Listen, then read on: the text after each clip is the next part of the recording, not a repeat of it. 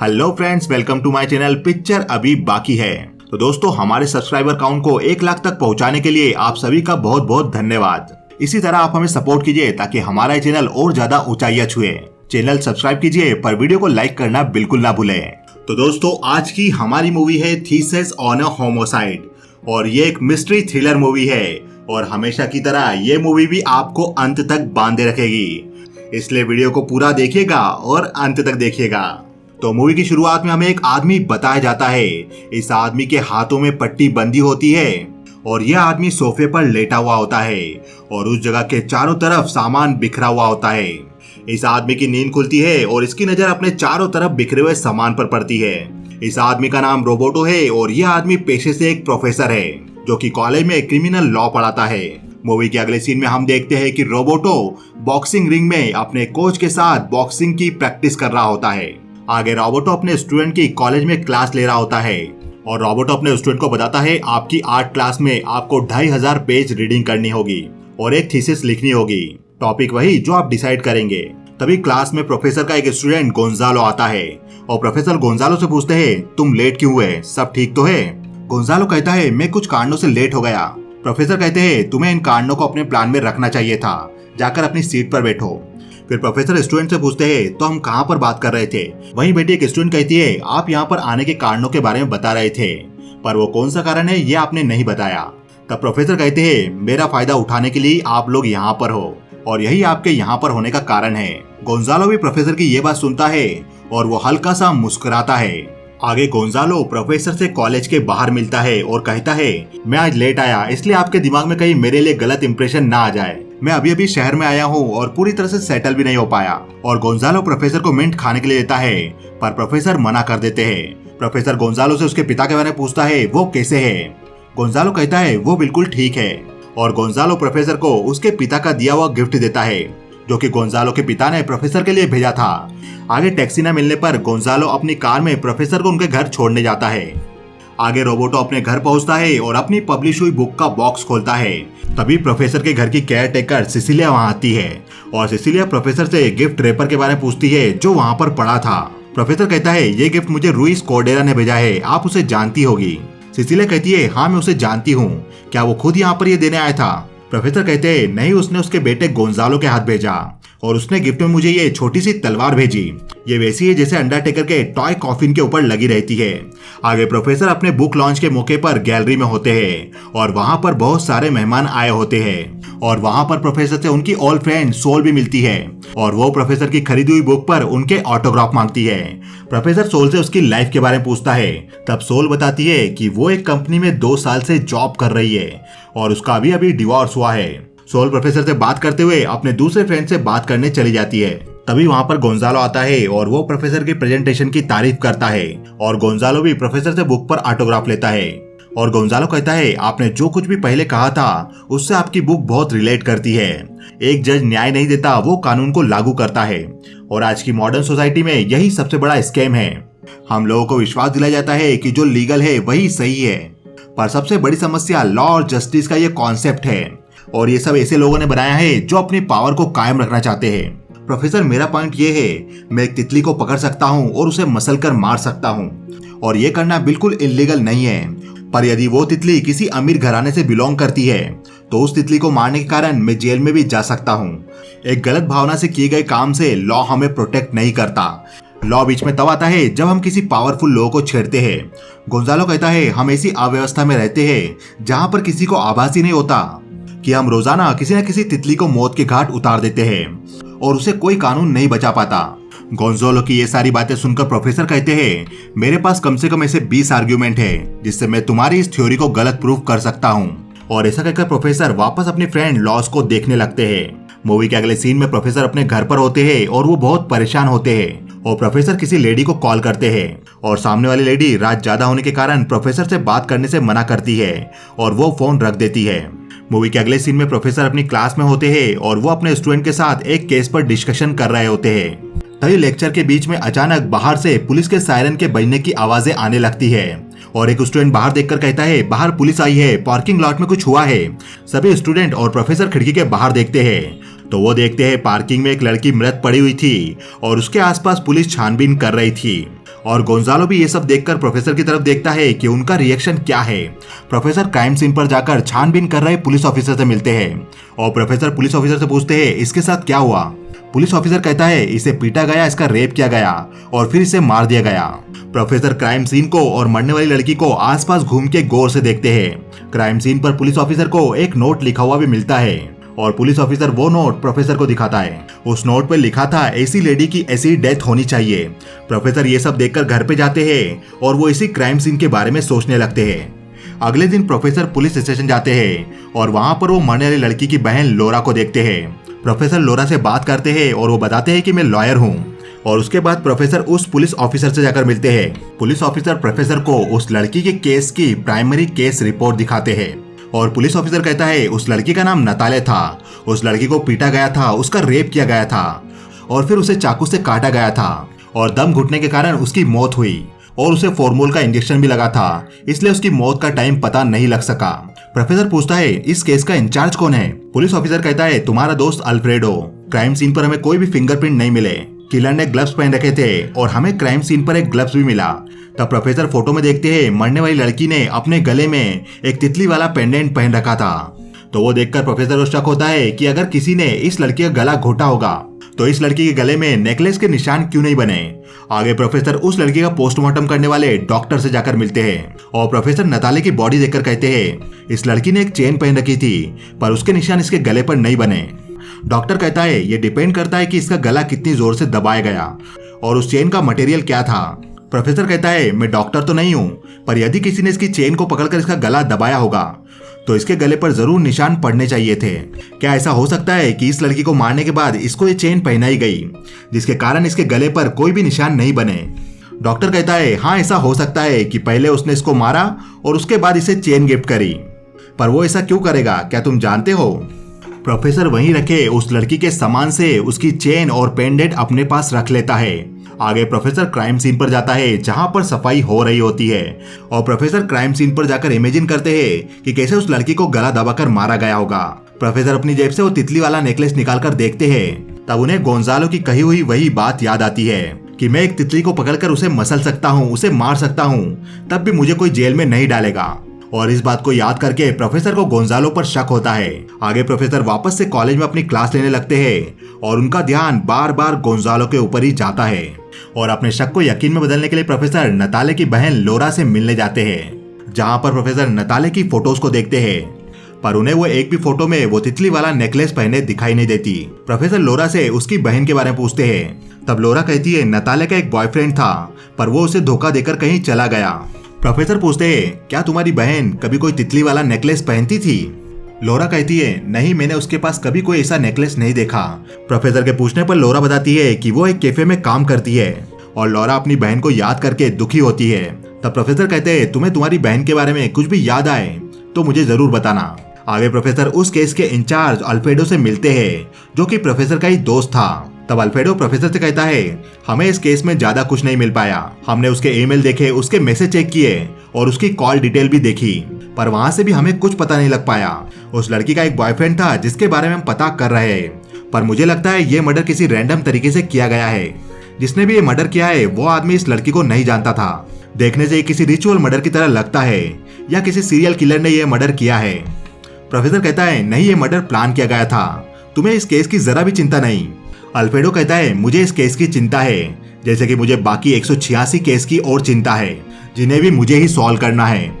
पर तुम्हें उस लड़की की इतनी चिंता क्यों है, क्या तुम उस लड़की को जानते थे। प्रोफेसर कहता है नहीं, मैं उस लड़की को नहीं जानता पर वो लड़की स्कूल के सामने वाले कैफे में काम करती थी जहां पर मैं पढ़ाता हूँ। वहां मैंने उसे कई बार देखा और कई बार वो लड़की मेरे लिए कॉफी लेकर भी आई।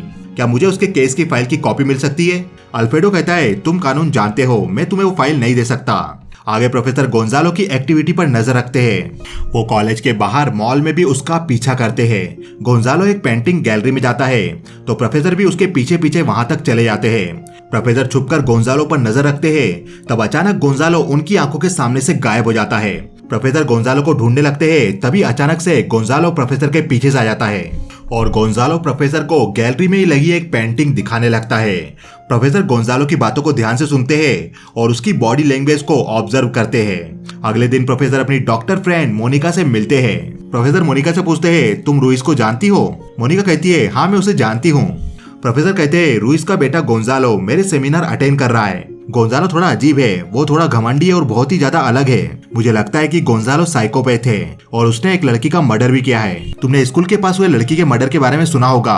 मोनिका का हस्बैंड अल्फ्रेडो ही इस केस का इंचार्ज था। तो मोनिका कहती है, तुमने ये बात अल्फ्रेडो को क्यों नहीं बताई? प्रोफेसर कहते हैं, क्योंकि मेरे पास उसके खिलाफ कोई सबूत नहीं है और मैं ये बात साबित नहीं कर सकता। पर गोंजालो चाहता है मैं उसे पकड़ूं, जैसे किसी गेम में होता है। प्रोफेसर की ये सारी बातें सुनकर मोनिका कहती है, मुझे लगता है तुम गलत हो। प्रोफेसर वहां से चला जाता है और वो उस कैफे में जाता है जहां पर नताले काम करती थी। तभी वहां पर नताले की बहन लोरा आती है, जो कि वहां पर वेटर का काम करती है। लोरा प्रोफेसर को बताती है कि वहां पर उसको उसकी बहन की जगह पर काम मिला है, क्योंकि उसे घर का रेंट भी देना पड़ता है। प्रोफेसर लोरा से केस के बारे में बात करता है और उसे विश्वास दिलाता है कि वो उसकी मदद करेगा। लोरा भी प्रोफेसर में विश्वास करने लगती है। अगले दिन प्रोफेसर तैयार हो रहे होते हैं, तभी उनके घर उनकी मैट सिसिलिया आती है और सिसिलिया प्रोफेसर से कहती है, क्या आप मेरी एक बात मानोगे? प्रोफेसर कहते हैं, हाँ बताओ ना। और सिसिलिया प्रोफेसर से कहती है, प्लीज अगली बार आप ये मीट फ्रिज में रख दीजिएगा। मैंने यही बात आज रुइस के बेटे गोंजालो को भी कही है। यह सुनकर प्रोफेसर समझ जाते हैं कि सिसिलिया गोंजालो के घर पर भी काम करने जाती है और प्रोफेसर सिसिलिया के बैग से चुपके से गोंजालो के घर की चाबी निकाल लेते हैं। आगे प्रोफेसर गोंजालो के घर पर नजर रखते हैं और जैसे ही गोंजालो घर के बाहर जाता है, प्रोफेसर गोंजालो के घर के अंदर जाकर छानबीन करने लगते हैं और वहां पर प्रोफेसर को वही बुक मिलती है जिस पर प्रोफेसर ने साइन की थी और उस बुक में गोंजालो के बचपन के फोटो भी थे। और प्रोफेसर को गोंजालो के घर से ग्रोसरी स्टोर की कई सारी रसीदें भी मिलती है और उसमें एक रसीद का टोटल $67 था। प्रोफेसर समझ जाते हैं कि गोंजालो इसी स्टोर से अपना सामान खरीदता है। प्रोफेसर भी उस स्टोर में शॉपिंग करने जाता है और वहां से प्रोफेसर 4 मोर की बोतल, एक ग्लव्स का पैकेट और एक इंजेक्शन लेता है, जिसका टोटल अमाउंट $64.5 बनता है। तब प्रोफेसर वहीं रखी एक मिंट की बोतल भी लेता है, जो मिंट गोंजालो खाया करता था। तो प्रोफेसर के लिए गए सारे सामान का टोटल $67 हो जाता है। मिंट को छोड़कर ये सभी सामान नताले के मर्डर में यूज किए गए थे और गोंजालो के घर पर मिली हुई ग्रोसरी स्टोर की रसीद का टोटल भी $67 था। प्रोफेसर ये सब देखकर समझ जाते हैं कि गोंजालो ने यहीं से नताले को मारने के लिए सामान खरीदा था। आगे प्रोफेसर बार में बैठे होते हैं और वो अपना सिक्का घुमाते हुए सोच रहे होते हैं। तभी वहां पर गोंजालो आता है और वो प्रोफेसर से बात करने लगता है। प्रोफेसर गोंजालो से पूछते हैं, मैं ही क्यों, आखिर तुम यहीं क्यों आए सेमिनार अटेंड करने, एक रिटायर्ड लॉयर से? गोंजालो कहता है, ये मेरी भी कंट्री है और मैं आपसे बहुत प्रभावित था। प्रोफेसर कहते हैं, पर तुमने तो मुझे बहुत छोटी उम्र में देखा था, तब शायद तुम 10 या 15 साल के थे, तो मैंने तुम्हें कैसे प्रभावित किया? गोंजालो कहता है, जब मैंने आपको आखिरी बार देखा था तब मैं 9 साल का था और उस दिन मेरा बर्थडे था। मेरे पास अभी भी उस दिन की फोटोज है। मेरे पिता अक्सर आपके बारे में मुझे बताया करते थे। वो आपको बहुत मानते हैं, उन्हें लगता है कि आप उनसे भी ब्रिलियंट हो। मैं आपकी स्टोरी उनसे सुन सुनकर बड़ा हुआ हूँ। मेरे पिता सोचते हैं कि मैं भी बहुत ब्रिलियंट हूँ। जब मैं 15 साल का था तब एक बार मेरे पिता ने मेरा डीएनए टेस्ट कराया था। उन्हें शक था कि मैं उनका बेटा नहीं हूँ, पर वो उस डीएनए टेस्ट का रिजल्ट लेने कभी नहीं गए। आगे गोंजालो प्रोफेसर से अपनी थीसिस के बारे में बात करता है और कहता है कि मैं नताले के केस पर थीसिस लिखना चाहता हूँ। इस पर प्रोफेसर कहते हैं, ये एक ओपन केस है, अभी ये केस सॉल्व नहीं हुआ है। तुम्हें थीसिस लिखने के लिए इससे बेहतर कई केस मिल जाएंगे। घर आकर प्रोफेसर अपने पुराने फोटोज को देखने लगता है तो उसे उसमें गोंजालो के बर्थडे के फोटोज भी मिलते हैं, जिन फोटो में गोंजालो के पिता और उसकी माँ भी थी। और गोंजालो की माँ कई फोटो में प्रोफेसर के बहुत करीब खड़ी थी और गोंजालो के पिता उसकी माँ से दूर खड़े थे और उन फोटोज को देखकर लग रहा था कि प्रोफेसर ही गोंजालो के पिता हो। गोंजालो की माँ की फोटोज को देखकर प्रोफेसर नताले की फोटो को देखने लगता है और तब प्रोफेसर को नताले की बॉडी के पास मिले उसी नोट के विजुअल दिखाई देते हैं, जिस पर लिखा था, ऐसी औरत की मौत ऐसी ही होनी चाहिए।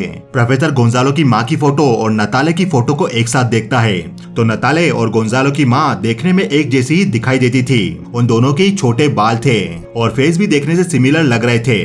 प्रोफेसर को याद आता है कि गोंजालो ने कहा था कि नताले मर्डर केस जैसा एक केस पुर्तगाल में भी हुआ था, उसी तरह पुर्तगाल में भी एक लेडी को मारा गया था। ये याद कर प्रोफेसर इंटरनेट पर पुर्तगाल के उस मर्डर केस के बारे में सर्च करता है तो प्रोफेसर को इंटरनेट पर बहुत से मर्डर की न्यूज मिलती है और प्रोफेसर को वहां पता चलता है कि एक 25 साल की लड़की को वैसे ही मारा गया था जैसा कि नताले को मारा गया था उस लड़की का भी रेप करके मर्डर किया गया था और उसे भी फॉर्मोल दवाई का इंजेक्शन दिया गया था।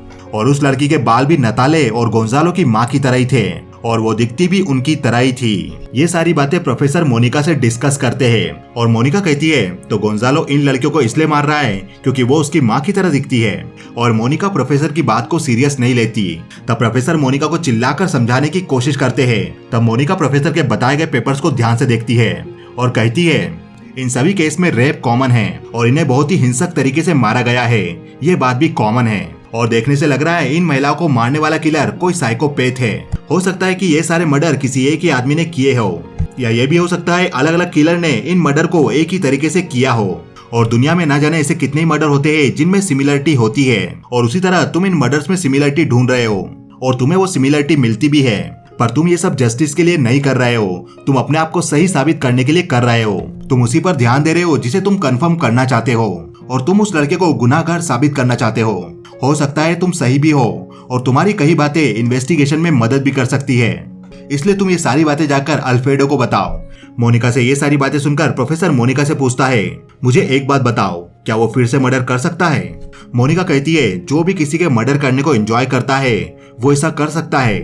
उसी रात को लौरा प्रोफेसर के घर पर आती है और लौरा प्रोफेसर को बताती है कि वो बहुत अकेली पड़ चुकी है, इसलिए लौरा बहुत दुखी होती है। तब प्रोफेसर उसे शांत करता है और उसे नताले का वही तितली वाला पेंडेंट देता है।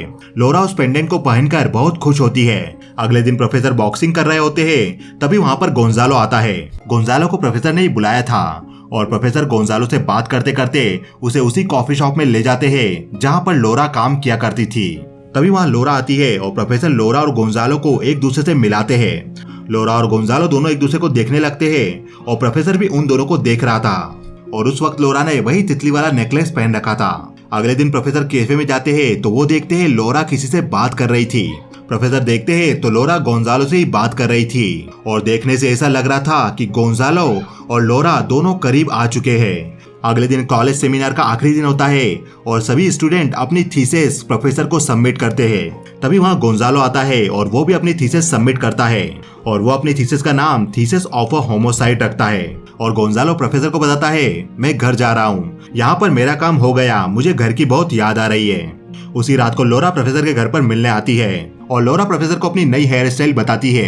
लौरा के छोटे बालों को देखकर प्रोफेसर शॉक रह जाता है। प्रोफेसर लौरा से कहता है तुम्हें ऐसा करने को किसने कहा? लौरा कहती है मैंने अपनी मर्जी से कटवाए।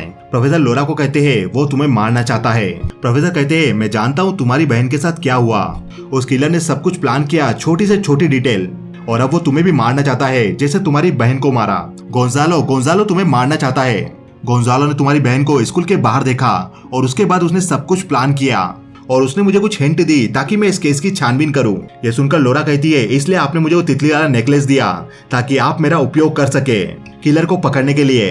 प्रोफेसर लौरा को समझाने की कोशिश करता है पर वो वॉशरूम में चली जाती है। तो वहाँ पर लौरा प्रोफेसर की खरीदी हुई फॉर्मोर की बॉटल, ग्लव्स और इंजेक्शन देखती है, जिसे देखकर लौरा को लगता है कि प्रोफेसर ने ही नताले को मारा है और लौरा वॉशरूम से घबराकर बाहर आ जाती है। तब प्रोफेसर उसे समझाने की कोशिश करता है। तब लौरा वहीं से चाकू उठाकर प्रोफेसर के हाथ में घाव कर देती है और वहाँ से भाग जाती है। प्रोफेसर कटा हुआ हाथ लेकर बाथरूम में जाकर हाथ धोने लगते हैं। तभी उन्हें फॉर्मोल की बॉटल और इंजेक्शन दिखाई देता है और प्रोफेसर समझ जाते हैं कि लौरा ने उस पर हमला क्यों किया। प्रोफेसर के हाथ में वही छोटा चाकू होता है जो कि गोंजालो के पिता ने भेजा था। प्रोफेसर उस चाकू को साफ करके उसे अपनी किताबों के पास रख के चले जाते हैं। आगे प्रोफेसर अल्फ्रेडो से मिलते हैं और अल्फ्रेडो कहता है मोनिका के कहने पर मैंने गोंजालो के पिता से बात की और उन्होंने बताया कि उनका बेटा जीनियस है, वो ब्रिलियंट है। प्रोफेसर कहते हैं हर पिता अपने बेटे के बारे में यही बात कहेंगे। अल्फ्रेडो कहता है तुम ठीक से कब से नहीं सोए हो? प्रोफेसर कहता है मैं सोता हूँ पर बहुत कम। प्रोफेसर कहता है मुझे नहीं पता तुम्हारे और उस लड़के के बीच में क्या चल रहा है और तुम्हारे और उसकी माँ के बीच में क्या इशू थे, पर उस लड़के के खिलाफ हमें कुछ भी संदिग्ध नहीं मिला। आगे प्रोफेसर के कहने पर अल्फ्रेडो पुलिस को गोंजालो से पूछताछ करने का आदेश देता है और पुलिस गोंजालो से पूछताछ करती है। गोंजालो से पूछा जाता है क्या तुम नताले को जानते थे जिसका मर्डर तुम्हारे स्कूल के सामने हुआ था? गोंजालो कहता है नहीं, मैं उसे नहीं जानता था। उस लड़की के मर्डर के बारे में पता चला तब मैं क्लास में था, पर मैं आपकी इस केस की इन्वेस्टिगेशन में मदद कर सकता हूँ क्योंकि मैं क्राइम और लॉ का स्टूडेंट हूँ और मुझे लगता है कि ये मर्डर किसी ऐसे व्यक्ति ने किया है जो शो ऑफ करना चाहता है दुनिया के सामने कि उसने मर्डर किया है, और वो ऐसा आदमी हो सकता है जो उस लड़की को जानता हो और उसे फोरेंसिक और मेडिसिन के बारे में भी नॉलेज हो, तभी उसने उस लड़की को फॉर्मल दवाई दी थी। ये सारी बातें बताते हुए गोंजालो अपने पास रखा सिक्का घुमाने लगता है और प्रोफेसर भी गोंजालो को ऐसा करते हुए देख रहे थे। गोंजालो आगे कहता है जिसने भी मर्डर किया होगा उसने मर्डर की ट्रॉफी अपने घर पर सजाकर रखी होगी। यह सुनकर प्रोफेसर को लगता है कि गोंजालो ने मर्डर वेपन जरूर उसके घर में छुपा दिया होगा। प्रोफेसर अपने घर में जाकर मर्डर वेपन को ढूंढने लगते हैं पर उन्हें कहीं भी वो नहीं मिलता और ना ही प्रोफेसर को छोटा चाकू मिलता है जिसे वो किताबों के पास घर में रख कर गए थे। प्रोफेसर पूरे घर में मर्डर वेपन को और उस चाकू को ढूंढते हैं पर उन्हें वो कहीं नहीं मिलता। प्रोफेसर लोरा को कॉल लगाते हैं पर लोरा भी कॉल अटेंड नहीं करती। आगे प्रोफेसर एक फैक्ट्री से गुजरते हैं, एक भट्टी के सामने से जिस भट्टी में आग जल रही थी। वहां से प्रोफेसर एक क्लब में पहुंचते हैं और वहां से लोरा को ढूंढने लगते हैं। प्रोफेसर को लोरा दिखाई देती है और उसके पास उन्हें गोंजालो भी दिखाई देता है। गोंजालो लोरा से बात कर रहा था और वो अपने पास से एक छोटा चाकू निकालता है जो चाकू प्रोफेसर के घर से गायब था। गोंजालो के हाथ में वो चाकू देखकर प्रोफेसर गोंजालो के पास जाते हैं और प्रोफेसर गोंजालो को मारने लगते हैं। गोंजालो बुरी तरह जख्मी होकर बेहोश हो जाता है। आगे अल्फ्रेडो पुलिस स्टेशन में लोरा से कहता है उसने तुम्हें कई बार आवाज लगाई थी। लोरा कहती है पर मैंने उन्हें नहीं देखा था। अल्फ्रेडो कहता है प्रोफेसर ने तुम्हारी सिस्टर को नहीं मारा है। आगे अल्फ्रेडो जेल में प्रोफेसर से जाकर मिलता है और कहता है वो लड़की बिल्कुल ठीक है, उसके साथ कुछ गलत नहीं हुआ। तुम पुर्तगाल में जिस मर्डर की बात कर रहे थे उस मर्डर को करने वाला अपराधी पकड़ा गया था। ये वो किलर है। अल्फ्रेडो प्रोफेसर को एक फाइल दिखाकर कहता है और तुम्हें जो $67 की रसीद गोंजालो के घर से मिली थी उन $67 से उन्हें टूथपेस्ट, परफ्यूम और टिश्यू खरीदे थे। प्रोफेसर कहता है उसने जरूर मेरी मेड सिसिलिया के पास से चाबी चुराई होगी और वो मेरे घर में घुसा होगा। अल्फ्रेडो कहता है किसी ने तुम्हारे घर की चाबी नहीं चुराई और ना ही तुम्हारे घर में कोई घुसा था। गोंजालो ने जो सिक्का घुमाया था वो वहाँ पर तुम्हारी कॉपी करने की कोशिश कर रहा था और हमें गोंजालो के पास से कोई भी छोटी तलवार नहीं मिली जैसा कि तुम बता रहे थे। प्रोफेसर कहता है पर मैंने उसके हाथ में वो तलवार देखी थी। अल्फ्रेडो कहता है नताले को किसी और ने मारा। तुम गोंजालो को भूलकर उस केस को दूसरी तरह से सोचो। गोंजालो तुम्हारी क्लास में था जब ये मर्डर हुआ था और तुमने ही नताले की सिस्टर से उसे मिलाया था, इसलिए वो उसके साथ घूमने लगा था। उन दोनों के बीच दोस्ती हो गई थी। गोंजालो हॉस्पिटल में ठीक हो रहा है और उसने तुम पर कोई केस भी नहीं किया। ये कहकर अल्फ्रेडो वहाँ से चला जाता है। आगे प्रोफेसर अपने घर में थे और उन्हें दिखाई देता है कि वो छोटी तलवार फैक्ट्री की भट्टी में जल रही थी और ये मूवी यहीं खत्म हो जाती है। तो दोस्तों मूवी थोड़ी कंफ्यूजिंग है और इस पूरी मूवी को देखने से हमें कहीं भी पता नहीं लगता कि गोंजालो ही किलर है और ना ही ऐसा पता चलता है कि प्रोफेसर किलर है। गोंजालो की बर्थडे की फोटो देखकर पता चलता है कि प्रोफेसर गोंजालो की मां के बहुत ही करीबी रह चुके थे, इसलिए गोंजालो के पिता ने शक करके गोंजालो का डीएनए टेस्ट करवाया था। इस बात से कहीं न कहीं हमें पता चलता है कि गोंजालो के माता पिता के रिश्ते प्रोफेसर की वजह से कहीं ठीक नहीं थे और जब गोंजालो प्रोफेसर का सेमिनार इतनी दूर से अटेंड करने आता है तो गोंजालो की बातों को सुनकर प्रोफेसर को लगता है कि गोंजालो कहीं न कहीं उनसे बदला लेने आया है और आगे परिस्थितियां भी ऐसी बनती जाती है और प्रोफेसर का गोंजालो पर शक बढ़ता जाता है और प्रोफेसर श्योर हो जाते हैं कि गोंजालो ही किलर है और उनका माइंड यही साबित करने में जुट जाता है। मूवी के लास्ट में हम देखते हैं कि प्रोफेसर को दिखाई देता है कि भट्टी की आग में वो छोटा चाकू जल रहा था। हमें प्रोफेसर को उस भट्टी के पास से निकलते हुए दिखाया गया है, जिससे ये साबित होता है प्रोफेसर ने ये चाकू उस भट्टी में डाला था। तो दोस्तों आपको ये वीडियो कैसा लगा हमें बताइए कमेंट सेक्शन में। यदि आपको ये वीडियो अच्छा लगा तो कमेंट सेक्शन में यस टाइप कीजिए और यदि आपको ये वीडियो अच्छा नहीं लगा तो कमेंट सेक्शन में नो टाइप कीजिए। हमारे चैनल को सब्सक्राइब कीजिए और वीडियो को ज्यादा से ज्यादा लाइक कीजिए क्योंकि पिक्चर अभी बाकी है।